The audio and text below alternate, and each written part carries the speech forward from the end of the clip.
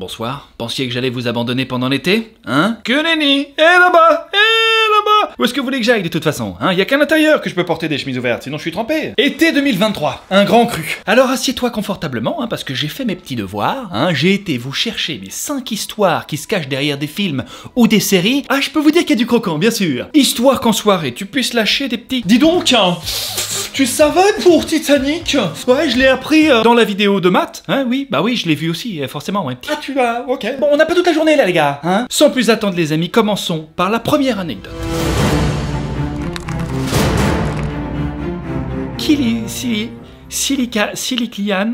Monsieur Murphy, ça suffira. On voit sa tronche partout en ce moment, hein, devant une bombe, avec un petit chapeau, l'ancien costume de Columbo, vous remettez un petit peu? Ce film va probablement le propulser dans une autre stratosphère d'acteurs, hein. Mais il y avait avant ça un autre projet qu'il avait déjà mis très bien, dans un autre costume, encore plus vieux. Je parle bien sûr de Peaky Blinders. Murphy y joue le rôle de Tommy Shelby, un chef de gang anglais impitoyable. Et vous l'avez peut-être remarqué, mais... Je peux savoir ce que tu fous? J'ai pris un costume du Moyen-Âge. Paraît que ça marche du tonnerre pour décrocher un rôle. Allez, dégagez-moi ce débilos. Ah, pas bien, sapristi! Vous l'avez peut-être remarqué, mais il n'y a pas une seconde à l'écran où Tommy tient pas une fucking clope, d'accord? Il y a littéralement une clope d'allumé pour chaque action. Sauf qu'on parle pas ici d'un film d'1 heure et demie, hein. Non, on parle de 6 saisons, hein, 36 épisodes, allant chacun de 1 heure à 1 heure et demie, c'est plus un fumeur, le mec, hein, c'est une cheminée. Et justement, lors d'une interview, il a expliqué avoir demandé à un moment, les gars, je fume combien de clopes, moi, en fait, au juste, là, parce que moi, j'y vais, mais qu'est-ce qui se passe? Moi, je dirais quelque chose à la grosse louche, hein, je dirais 1000 clopes par saison, ouais, à peu près. Oui, ça tourne autour de ce chiffre-là, hein, bien sûr, ouais. 1000, c'est-à-dire, ça me paraît beaucoup, quand même, 1000. On parle quand même de 6 saisons à venir, je dois quand même tenir jusqu'à la fin, les gars, hein. Pas moins de 1000 clopes par saison, les amis. Ah, le coup près est tombé, évidemment. I no longer drink alcohol. I'm going to drink a toast. Drink it. Ce petit pochetron aurait été vu d'ailleurs pas moins de 213 fois à l'écran avec un verre d'alcool à la main, c'est pas possible ça. Qu'est-ce qu'on va faire de lui, les gars? Non mais nous on est en train de le regarder là, mais en fait appelez les secours. Appelez les secours. Heureusement la magie du cinéma est là pour le sauver, hein, puisque les cigarettes étaient évidemment à base de plantes, hein, notamment de roses, voilà, c'est toujours plus sympa. T'inquiète pas, c'est de la rose, vas-y, fume bien, fume bien. Quant à l'alcool, c'est pareil, c'était soit de l'eau colorée, soit du thé. Ça va, il s'en tire bien. Heureusement, j'ai envie de vous dire, parce que sinon Oppenheimer se déroulait pas au Nouveau-Mexique, mais dans son foie, les gars. George Lucas est un sacré coquinou, et il nous l'a prouvé lors de la première du film Star Wars épisode 5, l'Empire contre-attaque. Que vous soyez fan ou pas de l'univers, vous avez sûrement déjà entendu cette phrase « Je suis ton père ».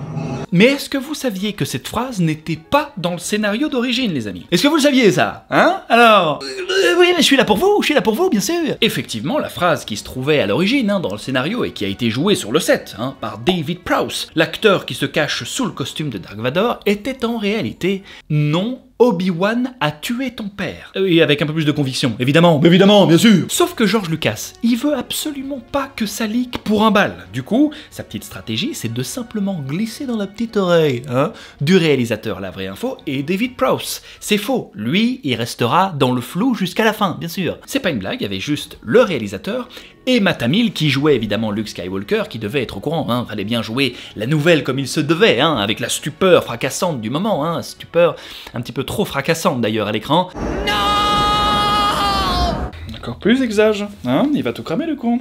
Waouh, quelle intensité, je suis sur le pépère. Parce que de toute façon, il avait pas le choix d'être au courant, hein, sinon sa réponse aurait pu être un peu bizarre. Je suis ton père. Va te faire foutre, Obi-Wan! Pardon? Du coup, notre petit cachotier, il va ficeler son petit film comme il l'entend, hein, et puis avant la première, il va redoubler la phrase de Dark Vador. Mais attends, il est au courant, forcément, l'acteur, s'il doit redoubler. Ah non, mais lui, personne le respectera sur ce projet, hein. George Lucas l'a embauché, mais il sait depuis le début qu'il va devoir remplacer sa voix, hein. Non, il aime pas du tout. Pour sa défense, ça matchait pas des masses. Non, il y avait un problème. Start tearing this ship apart piece by piece until you find those tapes. Vous me mettez tout ça dans un coucou et piou-piou. Personne n'y croyait, hein. Sur le tournage, tout le monde se disait, donc c'est lui là. Ok, d'accord, ouais. Va falloir trouver une solution là, t'es au courant de ça. Ouais. La solution n'est autre que James Earl Jones qui va donc redoubler tous les passages de Dark Vador. You are part of a rebel alliance and a traitor. Take it away. C'est ça le doublage alors. Ok, d'accord, y a pas une énorme différence, mais enfin c'est pas moi qui décide, hein. Est-ce que vous aviez remarqué que Tony Stark graille un truc en permanence dans les films Marvel? Il a toujours un truc dans les mimines. C'est pas trop mon style.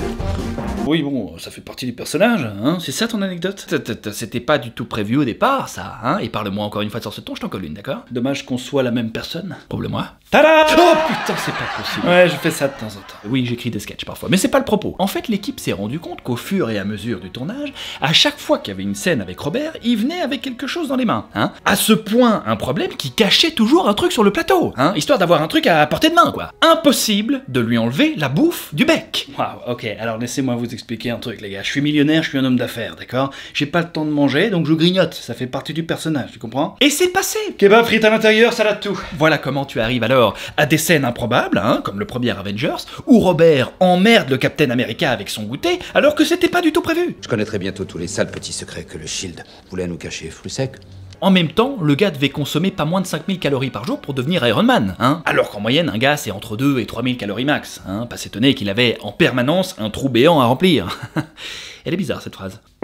Je te demande pardon, Robert? Quoi? Un cheeseburger dès le matin, ça se paye cash, hein? Ça se paye cash?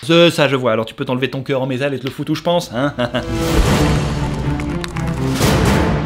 S'il y a bien un film que tout le monde connaît, c'est Titanic. T'as quoi? Titanic ta mère, Robert, d'accord? Wow, ouais, il est fou lui! Vous aviez peut-être entendu pas mal de choses, hein. Kate Winslet par exemple, qui avait fini en hypothermie sur le plateau.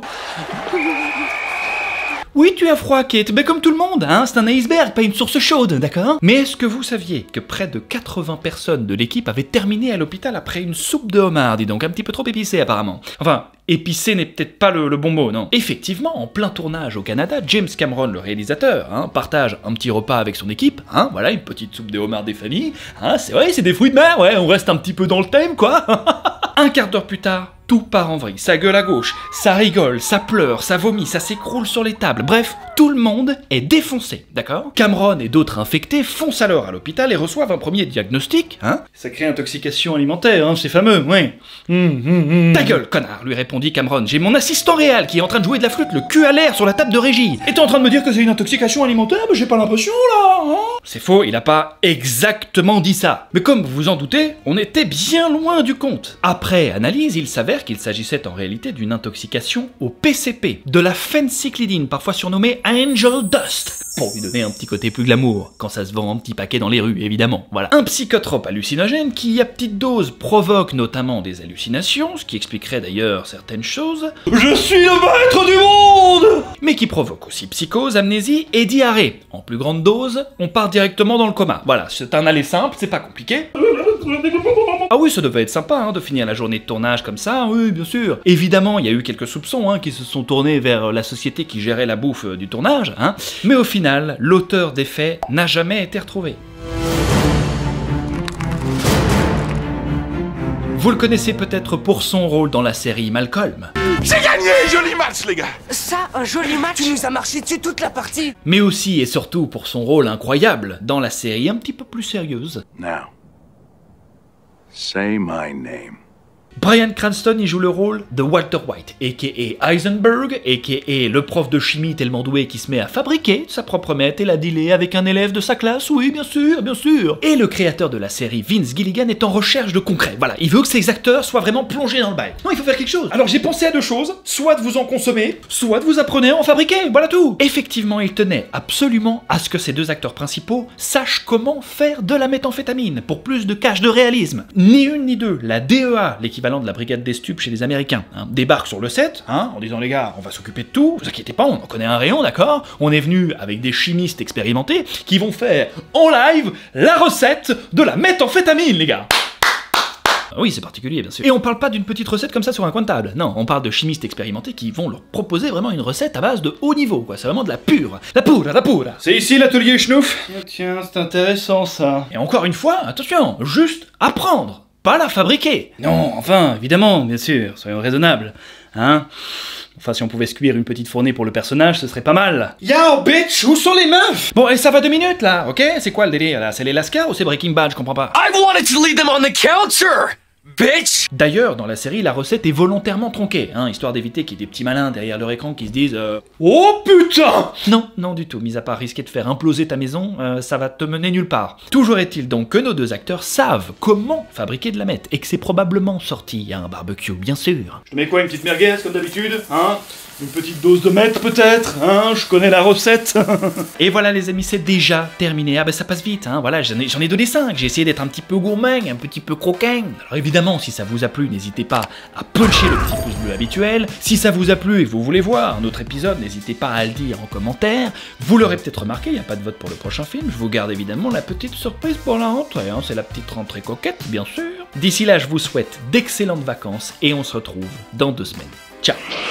N'oublie pas d'abonner, n'oublie pas de t'abonner. Franchement, je vais être honnête avec toi, si tu t'abonnes cette fois, t'auras du chocolat. Du chocolat. Attends, t'as dit quoi? Du chocolat. Mais personne te croit. Du chocolat. Allez, arrête ça. Du chocolat.